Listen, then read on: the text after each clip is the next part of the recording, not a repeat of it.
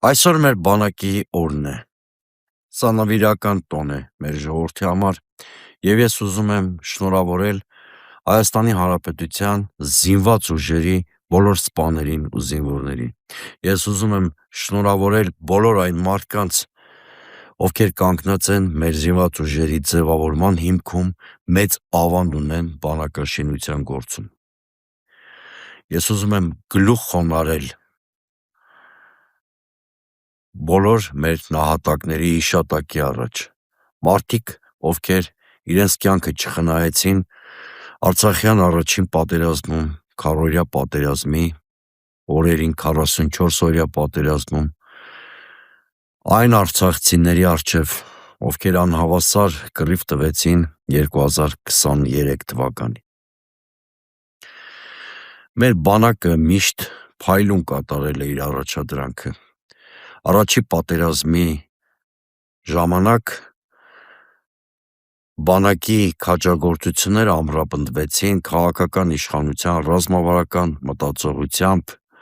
դիվանագիտությամբ և մենք ունեցանք հաղթանակ։ 44-օրյա պատերազմի ժամանակ ունեինք արկածախնդիր քաղաքական իշխանություն, որի քաղաքականությունը հանգեցրեց պատերազմի, բանակը չէր կարող, ինչքան էլ անձնազոհ կռվեր, կատարել այն առաջադրանքը,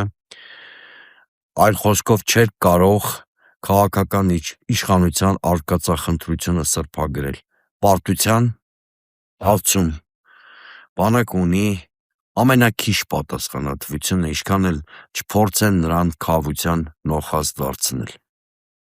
Բանակը էլի կատարել է իր առաքելությունը,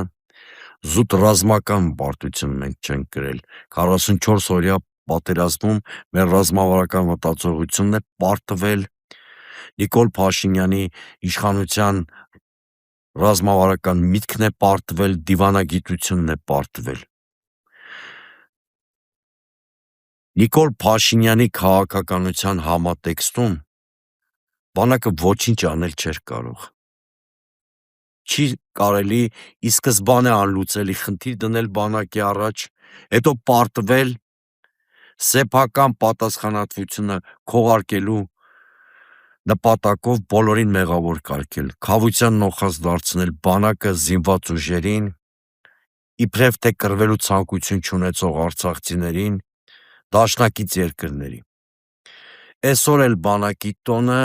շատ բարձր տրամադրությամբ չենք նշում, մանավանդ որ հենց այսօր բանակի օրը Նիկոլ Փաշինյանը մի ուղերձ էր հրապարակել, որը բացառապես ներքաղաքական համատեքստ ունի, կամ այս ուղերձը լի է այն թեզերով, որ առաջիկա ամիսներին մենք տեսնելու ենք Նիկոլ Փաշինյանի նախընտրական կամպանիայում։ Ահավասիկ ես մեջբերում կբերեմ այդ տեքստից, որպեսզի կարողանանք միասին քննարկել։ Վերջին տարիներին հսկայական ներդրումներ և բարեփոխումներ են արվել Հայաստանի բանակում, հսկայական քանակությամբ ժամանակակից սպառազինություն և ռազմական տեխնիկա է ձեռք բերվել այնպիսի որակի և պարամետրերի, որ մեր բանակը երբեք չի ունեցել, այս մասին հայտարարել է Փաշինյանը զինված ուժերի կազմավորման 34-րդ տարեդարձի առթիվ շնորհավորական ուղերձում, ապա նա շարունակում է. սրա համար ծախսվել են մեծ ֆինանսական միջոցներ, որովհետև ձեռք բերված տեխնիկան թանկարժեք է և քանակական, բայց նաև պետք է պատասխան հնչի մի շատ կարևոր հարցի. իսկ ինչու այս նույնը չի արվել 2018, 19, 20, 21, 22 թվականներին, հարցնում է Փաշինյանը, ապա ինքն էլ փորձում է պատասխանել։ Սպառազինություն և տեխնիկայի վաճառքի պոտենցիալ ունեցող մեր գրեթե բոլոր միջազգային գործընկերները քաղաքավարի մերժում էին Հայաստանի Հանրապետությանը զենք պատճառել։ Երկու հիմնական պատճառաբանությամբ. առաջին, վստահ չէին, որ այդ զենքը չէր տեղակայվի ՀՀ միջազգայինորեն ճանաչված տարածքից դուրս, երկրորդ, վստահ չէին, որ այդ զենքերի գաղտնի պարամետրերը հասանելի չէին դառնա ՀԱՊԿ-ին, որին ՀՀ անդամակցությունը նույնպես խոչընդոտ էր նման գործարքներ կնքելու համար։ Իսկ ՀԱՊԿ գործընկերները 2022 թվականի սեպտեմբերի դրությամբ հրաժարվում էին կատարել ՀՀ անվտանգությունն ու տարածքային ամբողջականությունը երաշխավորելու մեր նկատմամբ ունեցած պայմանագրային պարտավորությունները, հրաժարվում էին նաև մատակարարել 100 միլիոնավոր դոլարի սպառազինություն և տեխնիկա, ինչի համար վճարումները Հայաստանի Հանրապետությունը արդեն կատարել էր։ Սա գոյաբանական սպառնալիք էր Հայաստանի Հանրապետության համար և ակնհայտ էր, որ մեր պետականությունը վերացնելու, մեր ինքնիշխանությունը զրոյացնելու որոշում է կայացված։ Ահա սա է Փաշինյանի տեքստը։ Ուշադրություն դարձրեք, մի մարդ, որի վարած ապաշնորհ քաղաքականության պատճառով մեր պետությունն ու բանակը ներքաշվել են պետականաքանդ մի պատերազմի մեջ,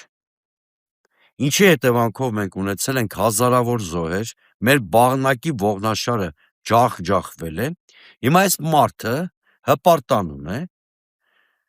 որ ինքը չգիտեմ ինչ տեսակի սպառազինություններ է ձեռք բերել։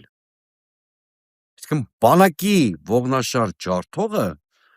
բանակի համար աննախադեպ սպառազինություն ձեռք բերելու մասին է խոսում և ասում է ես մեղավոր չէի, երկու բան կար, խանգարում էր, այս այդ երկու բանը վերացրել եմ, հիմա մեզ սպառազինում են ու սպառազինում են։ Առաջինը նա բաց տեքստով հերթական անգամ խոստովանում է, ըստ էության, որ գիտակցաբար է գնացել Արցախի կործանմանը, որտեղ ասում է մեր գործընկերները իբր վստահ չէին, որ այդ զենքը չի, որ մեզ տրվելիք զենքը չի հայտնվելու Արցախում, դրա մասին է ասում, դրա համար մեզ սպառազինություն չէին տալիս։ Հետո գլուխ է գովում, որ գնացել է Պրահա, ճանաչել է Արցախը Ադրբեջանի կազմում, փաստորեն նպաստել է կամ ուղիղ Արցախը փուրն է տվել, որից հետո սպառազինություն է ստացել։ Եվ տրամաբանական հարց է առաջանում, եթե մեր ազգային պետական բոլոր կարմիր գծերը պիտի տրորենք, ինչներիս է պետք է սպառազինությունը։ Էլ չեմ ասում այն մասին, որ ես խիստ կասկածանքով եմ վերաբերվում Փաշինյանի որևէ հայտարարության և վստահել չեմ, որ վերջին տարիներին Հայաստանի Հանրապետությունը իր նշած ժամանակակից սպառազինությունը ստացել է։ Բալա որ այդքան սպառազինվում ես, ինչու ես կուրորեն կատարում Ալիևի բոլոր պահանջները։ Մյուս կետը, բանից պարզվում է շատ հանճարեղ բան է Նիկոլ Փաշինյանը արել։ Այ ՀԱՊԿ-ում մեր անդամակցությունը սառեցրել ենք, դրա համար մենք զենք ենք ստանում։ Անմիջազգային ոչ մի գործընկեր տխմար չի։ Սառեցում կատեգորիա ՀԱՊԿ-ում չկա։ Այսինքն Հայաստանը ինչպես մինչև 2021-22 թիվը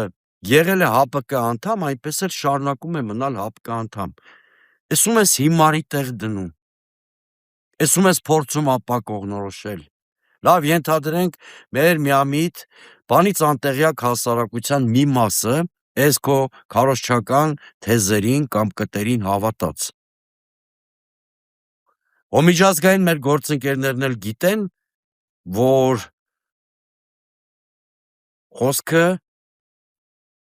ընդամենը սառեցում կոչվող ընթացակարգի մասին է, որ դու օգտագործում ես, այսինքն ՀԱՊԿ-ում սառեցվել է Հայաստանի անդամակցությունը, ոչ թե դուրս գալու։ Եվ մեր միջազգային գործընկերները գիտեն, որ սառեցում ռեժիմ հավաքական անվտանգության պայմանագիր կազմակերպությունում չկա։ Հետևաբար, այս խոսույթը Փաշինյանի գեներացրած ամբողջովին կեղծ թեզի վրա է կառուցված։ Եվ փաստորեն Փաշինյանը ասում է, որ ինքը հասկացել էր, որ ՀԱՊԿ-ում մեր պետությունը վերացնելու որոշում է կայացվել։ Սիրելի հայրենակիցներ, ՀԱՊԿ կոչվածը բուտաֆորիկ մի բան է, խոսքը Ռուսաստանի մասին է, Մոսկվայի։ Փաստորեն Փաշինյանը ասում է, որ Մոսկվայում մեր պետականությունը ոչնչացնելու որոշում էր կայացված եւ ինքը դրա պատճառով սառեցրել է մեր անդամակցությունը ՀԱՊԿ-ին։ Եթե իսկապես Փաշինյանը փաստեր ունի, որ մեր ֆորմալ դաշնակիցները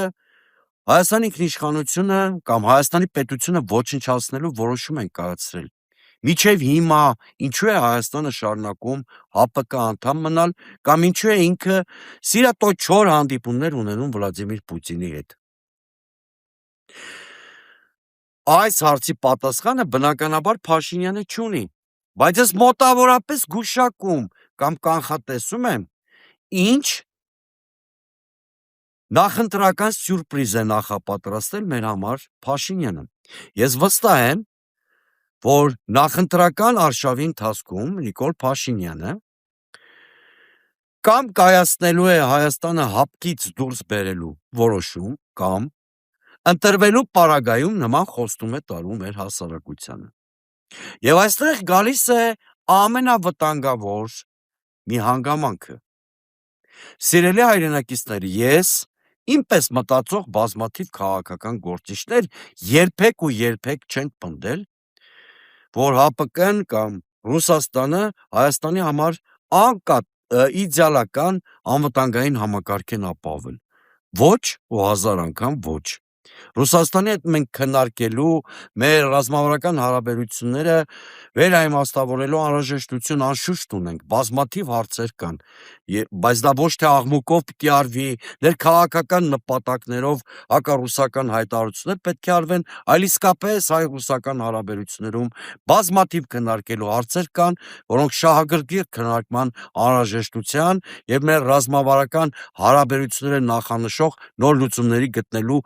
անհրաժեշտության առաջ մեզ պետք է կանգնեցնեն։ Բայց հիմա Փաշինյանը ըստ էության անոնսավորում է, որ նախընտրական արշավը իրականացնելու է աշխարհաքաղաքական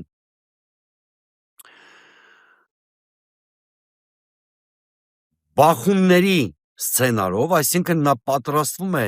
երկիրը վերածել պրոքսի պատերազմի միջավայրի, միայն թե կարողանա պահպանել իր իշխանությունը։ Հենց այս սյուրպրիզն է նա նախապատրաստել Հայաստանի հասարակության համար, ասենք Հայաստանը ռուսական ուղեցրից վերջնականապես դուրս բերելու, բայց Փաշինյանը չի պատասխանում մի գլխավոր հարցի. ովքեր են լինելու Հայաստանի անվտանգության երաշխավորները։ Մենք նման խոստումներ չենք ստացել արևմտյան որևէ երկրից, նման խոստումներ չենք ստացել Միացյալ Նահանգներից։ Կնշանակի Նիկոլ Փաշինյանը հույսը դրել է կամ ակնկալում է նման երաշխիքներ ստանալ Թուրքիայից եւ Ադրբեջանից։ Իսկ սա գրեթե հավասարազոր է Հայաստանի ինքնիշխանության ոչնչացմանը։ Դրա համար եմ ես շարունակ պնդում, որ իր ներքաղաքական մերկանցիլ նպատակներին հասնելու համար Նիկոլ Փաշինյանը Հայաստանը ռուսական ուղեցրից ոչ թե կոմֆորտ արևմուտք է Հայաստանը տեղափոխում, այլ դնում է թուրք-ադրբեջանական ակցիանի մեջ։ Իդեպ, այս հակառուսականության կամ Հայաստանը աշխարհաքաղաքական պրոքսի պատերազմի տարածք դարձնելու գիծը անցնող մի քանի օրերում շատ ակտիվ անցնում էր նաև Ստրասբուրգում։ Բայց մինչև բուն Ստրասբուրգում մեր արտգործնախարարի անփուառունակ ստրիպտիզին անդրադառնալը ես մի բանի վրա եմ ձեր ուշադրությունը ուզում հրավիրել։ ԵԽԽՎ-ն ընդունեց մի խայտառակ բանաձև Հայաստանի մասին, որտեղ որևէ խոսք չկա Հայաստանում մոլեգնող քաղաքական հետապնդումներին եւ բռնաճնշումներին, որևէ խոսք չկա։ Սա նշանակում է, որ ԵԽԽՎ-ն հող է նախապատրաստում, որպեսզի Փաշինյանը նոր ռեպրեսիաների դիմի։ Օրինակ, այդ ԵԽԽՎ բանաձևում խոսվում է վարչապետի եւ հայ եկեղեցու առաջնորդի միջև արկա լարվածությանը եւ այն մասին, որ իբրև թե հայ առաքելական եկեղեցու մի քանի հոգևորականների կողմից իշխանությունը յուրացնելու դավադրությունների մասին ինչ-որ զեկույցներ կան։ Թող հասկանում եք ինչա կատարում, սիրելիներս, ոչ մի խոսք քաղաքական հետապնդումների ու ճնշումների մասին, ոչ մի խոսք այն մասին, որ Նիկոլ Փաշինյանը ոտնձգում է Հայաստանի Սահմանադրության 17-րդ հոդվածի դեմ եւ պատերազմ է հայտարարել եկեղեցու դեմ, ընդհակառակը խոսում է, որ ինչ-որ հակադրություն կա։ Ոնց որ նույն պետական ինստիտուցիոնալ ռեսուրսներ ունեն Փաշինյանն ու եկեղեցին եւ ինչ-որ հակադրության մասին է խոսում ԵԽԽՎ բանաձևը, սա խայտարակություն է ուղղակի, որ ամբողջովին արժեզրկում է եվրոպական այս մարմինը։ Էլ չեմ ասում, որ ամբողջովին փլուզվել են Բագրատ Սրբազանին, Միքայել Սրբազանին առաջադրված մեղադրանքները, բայց այս մարդիկ խոսում են, որ հոգևորականները ուզում էին իշխանություն յուրացնել։ Մի դեպք ասեք, որը կվկայի այն մասին, որ Բագրատ Սրբազանը կամ Միքայել Սրբազանը փորձել են իշխանություն յուրացնել։ Ուղղակի նման դեպք չեք կարող գտնել եւ չեք կարող ասել։ Չկա նման դեպք ուղղակի։ Բացակայում է նման որևէ ողջամիտ փաստ։ Այդ բոլոր սուտ մեղադրանքները ընկած են Բագրատ Սրբազանին եւ նրա կողմնակիցներին ու Միքայել Սրբազանին առաջադրված կեղծ մեղադրանքների հիմքում։ Մյուսը Վեաժողովը խոսում է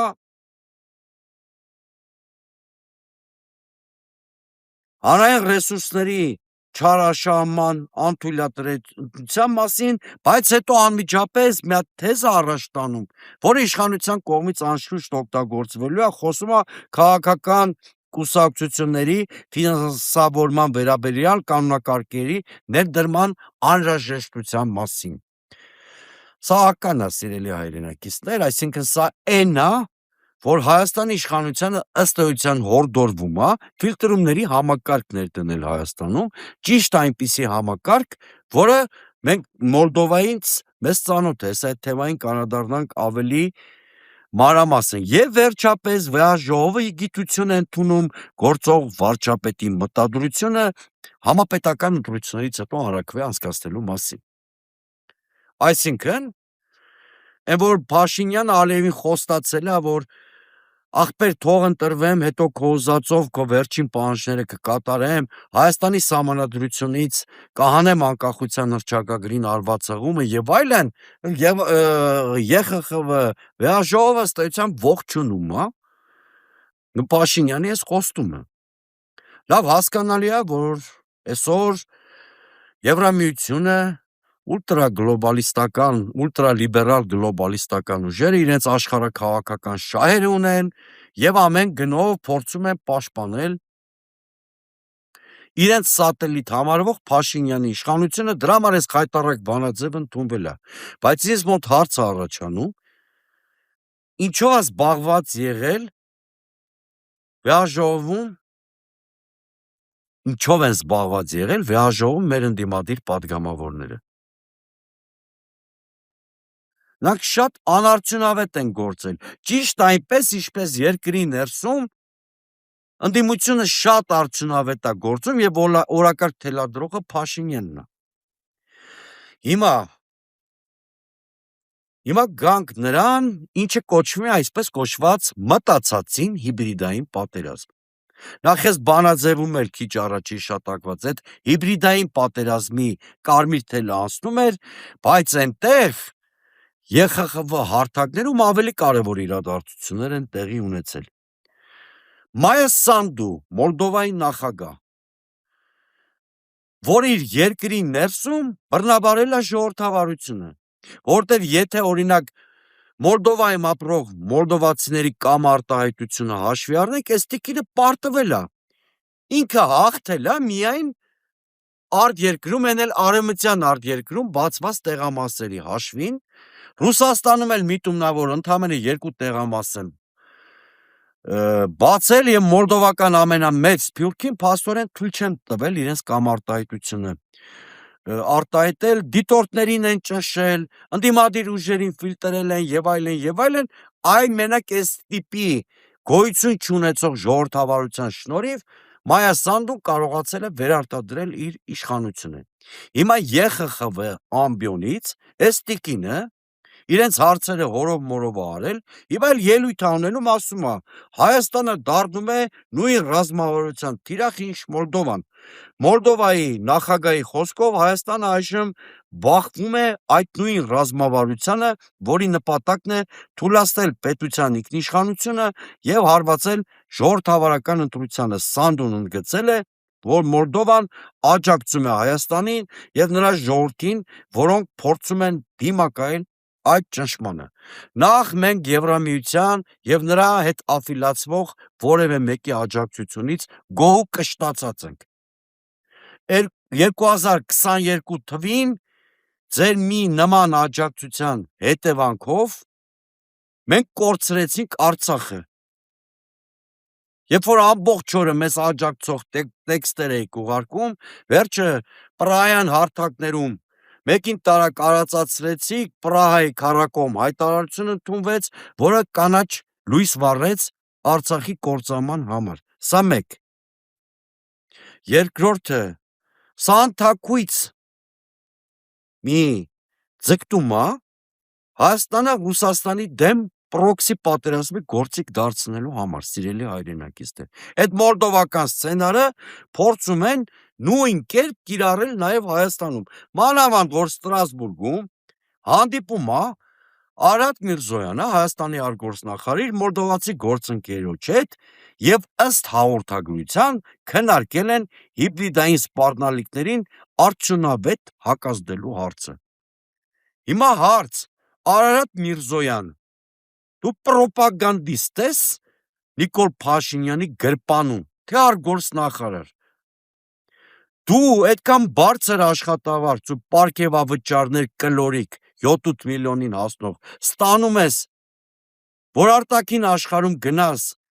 ձեր քաղաքական թիմի պրոպագանդայով զբաղվես։ Ով է քեզ լիազորել ընդհանրապես Հայաստանի ընտրությունների նախընտրական թեմատիկայի հարց քննարկել Մոլդովայի արտգործնախարարի հետ։ Այս ինչ խայտառակություն ընդհանրապես։ Կամ այսօր Արադ Միրզոյանը առանց գետինը մտնելու ելույթ է ունենում ուրեմն Ստրասբուրգում եւ ընդդիմությանը ԵԽԽՎ ամբիոնից քննադատում է։ Տեսեք ինչ ասում։ Նրանք տիրապետում են գրեթե անսահմանափակ լրատվամիջոցների ռեսուրսների, նրանք ցանկանում են խաթարել մեր ինքնիշխան ընտրությունը, ցանկանում են մեզ վերադարձնել հարևանների հետ անվերջ հակամարտությունների խավարը, ցանկանում են օգտագործել Հայաստանի ժողովրդավարության գործիքները ժողովրդավարությունը ոչնչացնելու համար։ Այդ նրանք Արադ Միրզոյանի իրենց իսկ ձևակերպած Ռուսաստանից եկող հիբրիդային պատերազմի գործիքներն են։ Այսինքն, այս մարդիկ իրանց բուն գործառույթը թողած թրև են գալիս արևմտյան մայրաքաղաքներում եւ արևմտյան մեր գործընկերներին ասում են, որ Հայաստանում ընդդիմություն չկա, որ կա մի հատ Ռուսաստան, որ ինչպես Նիկոլ Փաշինյանն էր այսօրվա իր ուղերձում ասել, ուզում է ոչնչացնել մեր պետությունը, Հայաստանի ընդդիմությունն էլ ոչ թե դասական ընդդիմություն է, այլ Ռուսաստանի հիբրիդային պատերազմի գործիքն է եւ սենց գունեղ Ստրասբուրգի ամբիոնից ներկայացնում է այդ ընդդիմությունից եկող վտանգները վերջում է ասում է, բայց նրանք չեն անջողելու, մենք հաղթելու ենք։ Սա, սիրելի հայրենակիցներ, այն մասին է, որ ինչպես են Նիկոլ Փաշինյանն ու նրա թիմակիցները ոչնչացնում հայկական ժողովրդավարությունը, ոչնչացնում մեր ինքնիշխանությունը, իրենց աթոռը պահելու համար դրսից տղա են բերում, այլ կերպ սա դժվար է անվանելը, եւ Հայաստանը վերածում են Ռուսաստանի դեմ պրոքսի պատերազմի գործիքի դրանից բխող վտանգներով, դրանից բխող սարսափելի հեռանկարով։ Այդ նույն Սանդուն, որի մասին նոր ասեցի, թերևս հասկանալով իր քաղաքականությունը ինչպիսի կախյալ վիճակում է դրել Մոլդովան, վերջերս միտք էր արտահայտել, որ ճիշտ կլինի, եթե Մոլդովան միավորվի Ռումինիային։ Նման քաղաքականություն իրականացնելու պարագայում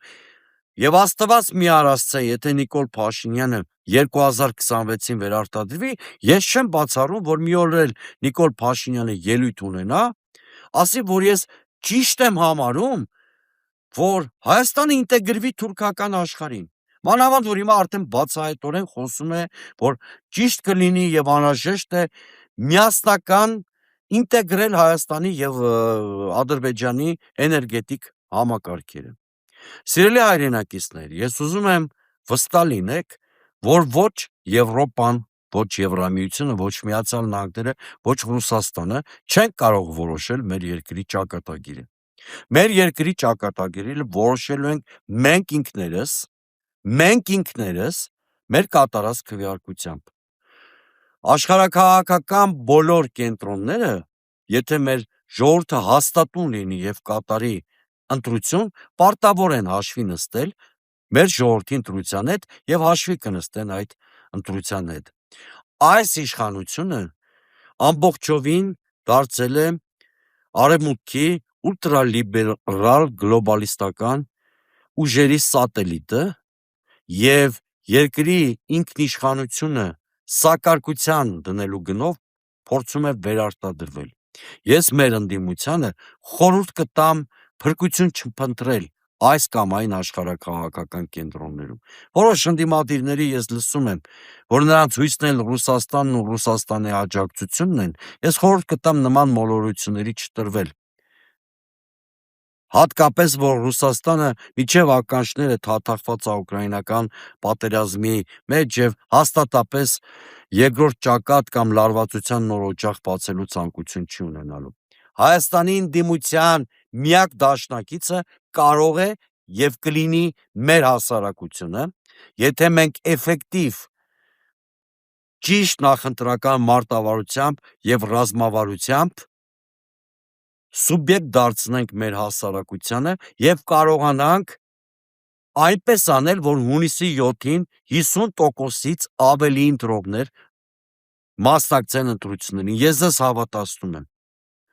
որ եթե մոտավորապես 1.400.000 մարդ մասնակցի հունիսի 7-ի համապետական ընտրություններին, ոչ մի Սանդու, ոչ մի Կայա Կալաս, ոչ մի ԵԽԽՎ բանաձև Նիկոլ Փաշինյանին չի փրկի եւ մենք կարող ենք ունենալ իշխանափոխություն։ Դրա համար կրկնում եմ, ընդդիմությունը առաջին հերթին պիտի ապավինի ոչ թե հյուսիսից կամ հարավից եկող աջակցության, այլ մեր հասարակության ուժեղ աջակցությանը։ Ես հավատում եմ, որ հունիսի 7-ին մենք կմերժենք Նիկոլ Փաշինյանին, որպեսզի ապրեցնենք Հայաստանը։